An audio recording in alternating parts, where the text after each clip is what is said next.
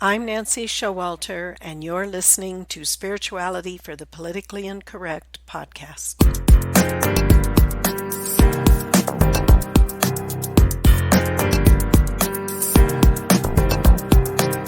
Welcome, all radical paradigm shifters and creative change makers. You who dare to create a better life and a better world. Tap into the power that resides within you and use that power for constructive change.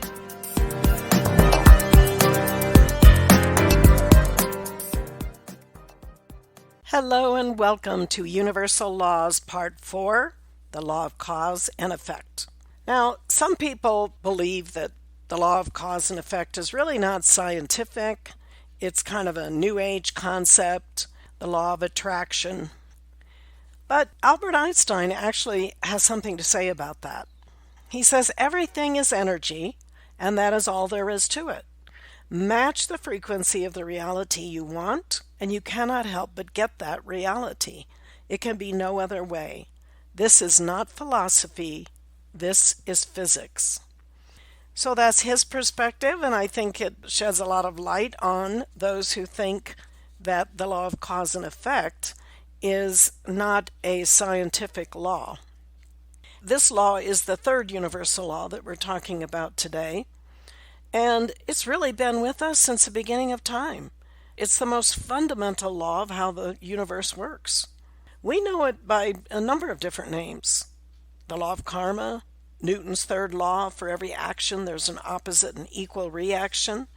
And of course, those colloquial expressions such as what goes around comes around, what you sow you reap.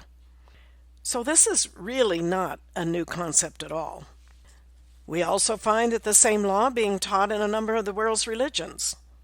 In the Bible, book of Matthew, we see whatsoever a man soweth, that shall he also reap.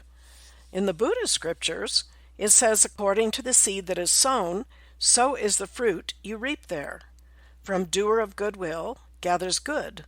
From doer of evil, evil reaps.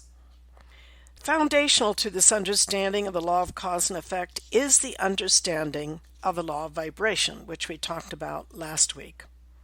Returning to the basic premise that everything is energy, and according to its vibrational speed and frequency, we have different manifestations, including you, because you are a vibrational being, and according to the level of your vibration, it's what you're putting out to the universe that will come back to you. You are constantly creating with your thoughts, your emotions, your memories, your words, your actions. All of these are manifestations of energy.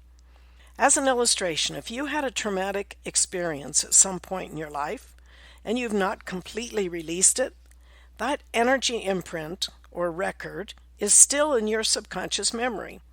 And each time you think about it and feel it all over again, it's no longer something in the past. It's in your present moment. By reliving the past, you're recreating the situation all over again. As you recreate that past situation, it becomes an even stronger imprint, and it can become like a prison for you. This is one cause of illness, disease, and emotional bondage, not being able to release and let go of these past traumatic experiences, which are energies manifesting in our four lower bodies, meaning our physical body, our emotional body, our mental body, and our memory body. Well, the good news is that this is also true with your good memories. You can likewise raise your vibration to a very high level by simply remembering or re-experiencing a very wonderful event that happened in your life. Many people use this remembering technique in their meditations to get centered in their hearts, or when their vibrations dip to a lesser level and they want to get back to a higher vibration. But in order to grasp fully and understand the law of cause and effect, we can't overlook the important fact that we must take responsibility for our lives. This is sometimes a tall order for some people. Society today practically encourages us to blame others for the condition in our lives, whether it be our parents, our teachers, past experiences, the government, or just our particular circumstances. So contemplate this concept of taking full responsibility for your own life. And what does that exactly mean to you today? Are you a victim? Do you place yourself in that role? Take a look at that. And next week we will talk about how free will and the law of cause and effect interact. Until then, keep an open mind, a generous heart, and a powerful spirit. Thank you for being with me today, and if you enjoyed this episode, please subscribe, download, and comment. I'd love to hear from you, and your support is much appreciated. And don't forget to go to theawakeningnow.com for free bonuses and information on my new book, You Were Born to Be a Christ, but You Were Taught You Are a Sinner. Awaken to who you really are.